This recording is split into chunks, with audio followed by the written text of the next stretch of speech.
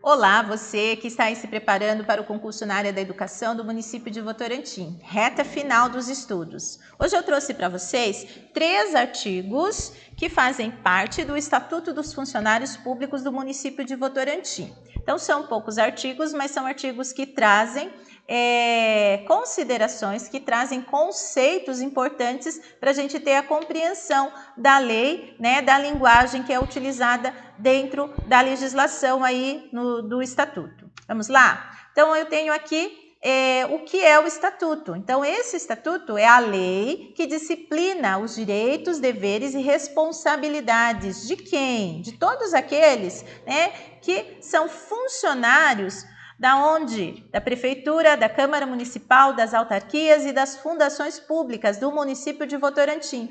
Dentro aí, gente, desses órgãos, né, todos eles são órgãos da administração pública, mas nós temos uma divisão dentre esses órgãos. A gente tem a Prefeitura e a Câmara Municipal, que fazem parte da administração pública direta. Então, quando você presta o concurso, administração pública direta é uma coisa, né? Você vai falar de mais de cargo público, e quando é administração pública indireta, que são os casos desses 2 órgãos aqui, nós vamos falar de emprego público, tá? Então, ambos prestam concurso, mas aqui é cargo público e aqui emprego público. Tem algumas especificidades, algumas diferenciações, mas aqui mesmo, né, no início aqui, não aparecem, né, porque a lei vai disciplinar ambos, tanto um quanto o outro, mas tem algumas diferenças entre o cargo e o emprego público, tá bom, gente? Então, cargo público, administração pública direta, emprego público, administração pública indireta, ok? Aí nós temos o servidor público. Nós vamos ter também a figura do funcionário público e também a figura do servidor temporário. Então, o que a gente precisa entender que é importante aqui? Todo servidor, todo funcionário público, ele é um servidor público. Todo servidor temporário, ele também é um servidor público, tá? O que não vai acontecer? Nem sempre o servidor temporário, ele não vai ser um funcionário público, ele vai ser um servidor público, tá? E o servidor público, ele nem sempre, né, vai ser um funcionário público, porque ele pode ser um servidor temporário. A gente vai entender, eu sei que é meio complicadinho, mas a gente vai compreender isso com os exemplos que eu vou dar, tá? Então, nós temos lá o servidor público como uma pessoa física que presta serviços ao município e às entidades da administração municipal. Aí nós estamos falando da administração municipal indireta também, né? Então, quem exerce um emprego público, ele também é regido por essa lei, ele também é um servidor público, tá? Mas aí nós já vimos que existe uma diferença, né? Existem pessoas que estão diretamente ligadas às secretarias, e aí as secretarias e a Câmara Municipal, e existem pessoas que a gente fala que são pertencem à administração direta, e tem pessoas que são ligadas às autarquias e algumas fundações públicas, né? E aí essa pessoa vai ter um emprego público, tá? Mas todos eles têm vínculo empregatício mediante remuneração paga pelos cofres públicos. Então, é isso que é o mais importante. Então, se você recebe por meio, né, seu pagamento é feito a partir de cofres públicos, você é um servidor público. Aí vai ter algumas situações específicas de servidores públicos, tá? Então, nós vamos ter o funcionário público, que também é um servidor público, também é uma pessoa física, né, por ser um servidor público, é uma pessoa física que presta serviço ao município. E aí presta serviço ao município, mas ele tem um cargo público, então ele é legalmente investido, né, através de um cargo público, tá? E aí ele vai ser regido pelo Estatuto do Magistério do município ou pelo Estatuto dos Funcionários Públicos Municipais. Por que aparece essa diferenciação aí? Porque o magistério é o quadro, né, que vai ter um estatuto próprio, tá? Por exemplo, o pessoal da saúde, né, eles prestam serviço para a prefeitura, né, mas eles são funcionários públicos também, mas eles não têm um estatuto próprio da saúde. O magistério aí já saiu na frente, né, acaba tendo um estatuto próprio, né, para o magistério. Isso significa que tem algumas especificidades nos nossos cargos, né, e que foi preciso criar um estatuto específico para isso. E significa que a gente tem um documento a mais para estar estudando no caso de concurso, né? Como é o caso de vocês que vão ter que fazer a leitura também do Estatuto do Magistério, ok? Nós temos também, gente, a figura do servidor temporário, que é um servidor público, como eu já falei, mas aí o que acontece? O servidor público, ele é um servidor contratado por tempo determinado, né? Ele vai realizar uma função pública, tá? Por que uma função pública?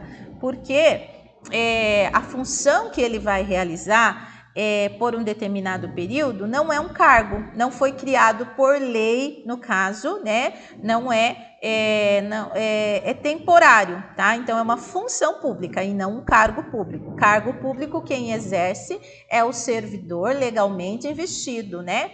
Aquele que tem um cargo dele, isso é cargo público. A função pública, ela é exercida de forma temporária, então não tem um cargo específico, né? Não tem um cargo que é dele, tá bom? Então, servidor público contratado por tempo determinado para atender às necessidades temporárias nos termos da lei, tá?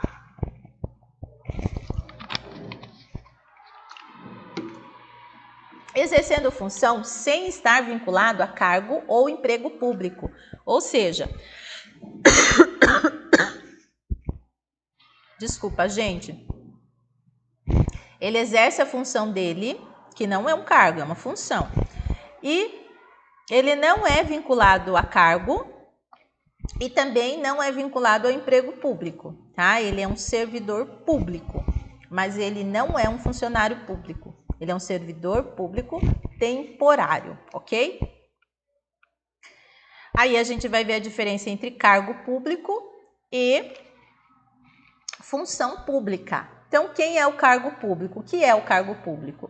É a posição instituída na organização do funcionalismo. Então, ele foi criado para poder organizar melhor o serviço público. E aí, esse cargo ele é criado em número certo, com denominação própria e atribuições específicas. Então, ele é criado perante lei, lá na Câmara Municipal. Os vereadores precisam entender a necessidade da criação daquele cargo, né? Por quê? Porque quando se cria um cargo, né, não é apenas uma sala de aula, né? Você vai criar lá mais um cargo dentro de uma escola, você vai criar o cargo para um professor que, né, ele vai entrar, ele vai ter as gratificações dele durante o período que ele ficar naquele cargo, né? Ele vai se aposentar naquele cargo, então tudo isso demanda ele vai receber dos cofres públicos, né? Então ele vai precisar que os vereadores assinem que é mesmo necessário a criação daquele cargo, tá bom? Diferente daquilo que acontece com a função pública. A função pública é um conjunto de atribuições às quais não corresponde nem a cargo e nem a emprego público. Por quê? Porque é uma necessidade temporária. Então, esse ano pode ser que no meu bairro eu precise de mais uma sala de aula naquela escola, mas existe uma projeção de que no ano que vem eu não vou precisar da mesma quantidade de salas de aula, ou de repente, naquele ano, um professor foi substituir, né, sei lá, num cargo de direção, ou pegou um afastamento, né, mas ele vai voltar para o cargo dele. Então, esse professor contratado, ele vai exercer uma função temporária naquele cargo. Então, no caso do magistério, os contratos, né, eles eles podem né, estar efetivos aí durante o ano, né, do mês de, sei lá, de fevereiro, março, até o final do ano, até o mês de dezembro, no caso do magistério, tá bom? E aí nós vamos ter a função pública, ela é exercida também por um servidor público, porque, como eu expliquei para você, o servidor temporário, né, ele é um servidor público também. Ele não é um servidor efetivo, mas ele é um servidor público também, tá? E aí nós vamos entender o que é o vencimento, que é uma retribuição pecuniária básica, paga mensalmente ao servidor público. Quem recebe vencimento? Todo mundo que é servidor público. Quem é servidor público? Tanto o estatutário quanto o contratado, né? Tanto da administração pública direta quanto da administração pública indireta. Todo mundo aqui é servidor, vai receber vencimento, ok? Que é a retribuição pecuniária básica, em virtude do exercício, cargo ou função nos termos da lei. Então, aqui aparece cargo, quem exerce é quem é efetivo. Função, quem exerce é quem é contratado para realizar aquela função, tá? Nos termos da lei, todo mundo recebe vencimento, ok? Remuneração. A remuneração, gente, é o valor dos vencimentos acrescido das vantagens pecuniárias incorporadas ou não. Olha lá. Então, é o valor do vencimento mais as vantagens pecuniárias que o servidor ele possa vir a ter durante a vida funcional dele, né? Então, isso aqui não serve para função, ele serve apenas para cargo, tá? Então, a remuneração, quem recebe é quem tem um cargo. Quem exerce apenas uma função recebe vencimento, tá bom? E não remuneração, ok? Percebido pelo servidor, tá? E aí nós vamos ter a referência, quando o servidor ele recebe o seu vencimento, né, e a sua remuneração, esqueci o nome, o seu vencimento é sua remuneração, a remuneração ela vai ser acrescida, né, das vantagens. E essas vantagens elas são conquistadas a partir aí de requisitos, né, que o município vai estar determinando para que esse servidor ele passe, né, do básico, né, da referência básica dele para outras referências, tá? Então, a referência é o indicativo de posição do funcionário na escala de vencimentos, representada por algarismos arábicos, 1, 2, 3, 4, 5, ou romanos, no caso de Votorantim aparece aí o número, né? Ou por letras. Na realidade, essa progressão ele vai aparecer por letras aqui em Votorantim, né? Que é representada aí pelo grau, né? Que é o grau. Então, o grau é o desdobramento da referência, tá? A referência, gente, é essa subida, né? O servidor ele entra, né? E aí, após o estágio probatório, ele vai começar a receber vantagens pecuniárias, né? Acréscimos na remuneração, no vencimento dele, que aí vira uma remuneração, né? Porque o porquê desses acréscimos? Então, tem algumas regras, né? Alguns cursos que o servidor pode fazer, o tempo de serviço, tudo isso vai contando. Isso é um plano de carreira, faz parte do plano de carreira, tá bom? Então, é o desdobramento da referência, que é o grau, e o grau é representado aqui, destinado à evolução funcional do funcionário público, e ele é indicado pelas letras de A a Z do alfabeto. Depois eu vou mostrar para vocês como é que aparece na tabelinha lá o grau e o padrão, tá bom? Aí o padrão, que é o símbolo indicativo do valor do vencimento pago ao funcionário público. Então, o padrão é a junção da referência e do grau. formado pela combinação da referência com o grau, tá? Então, olha aqui, tudo isso que eu expliquei está aqui, né? Tudo isso que eu trouxe está aqui. E aí, nós vamos entender aqui a partir da tabelinha. Então, aqui, a tabela dos padrões do vencimento dos funcionários públicos efetivos, constante do anexo 1 da referida lei. Aqui é do Estatuto do Magistério que eu peguei, tá? Então, aqui nós temos esse servidor, né? Ele é do quadro do magistério 1, tá? Porque ele é PEB 1. Se ele fosse PEB 2, aqui estaria 02. E aí vai ter as letras, que são os graus, né?